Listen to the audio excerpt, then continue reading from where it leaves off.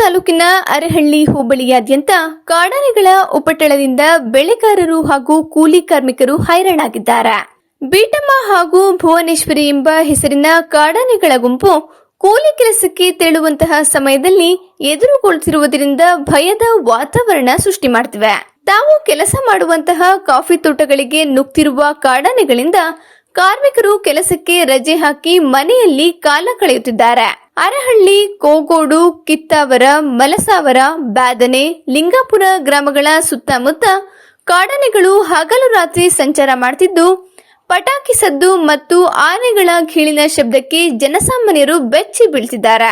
ಅನುಘಟ್ಟ ಗ್ರಾಮದ ಪುಟ್ಟಯ್ಯರವರ ತೋಟಕ್ಕೆ ಮರಿಯೊಂದಿಗೆ ಬಂದಂತಹ 2 ಕಾಡಾನೆಗಳು ತೆಂಗು, ಬಾಳೆ, ಶುಂಠಿ, ಅಡಿಕೆ, ಕೃತಕ ನೀರಾವರಿಗೆ ಬಳಸುತ್ತಿದ್ದ ಪೈಪ್ ಪರಿಕರಗಳು, ಕೋಳಿಗೂಡಿನ ರಕ್ಷಣೆಗೆ ಬಳಸಿದ್ದ ಮೆಶ್ ಅನ್ನ ನಾಶಪಡಿಸಿವೆ.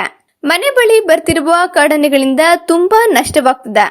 ಬೆಳೆ ನಾಶವಾದ ಹಿನ್ನೆಲೆ ಅರಣ್ಯ ಇಲಾಖೆಗೆ ಪರಿಹಾರಕ್ಕಾಗಿ ಅರ್ಜಿ ಸಲ್ಲಿಸಿ 2-3 ದಿನಗಳಾದರೂ ಯಾವೊಬ್ಬ ಸಿಬ್ಬಂದಿಯೂ ಇತ್ತ ಕಡೆ ಸುಳಿಯುವುದಿರುವುದು ಬೇಸರ ತಂದಿದೆ ಎಂದು ಎಂಎ ಪದವೀಧರ ನಿಂಗರಾಜು ಅನುಘಟ್ಟ ಬೇಸರ ವ್ಯಕ್ತಪಡಿಸಿದ್ದಾರೆ.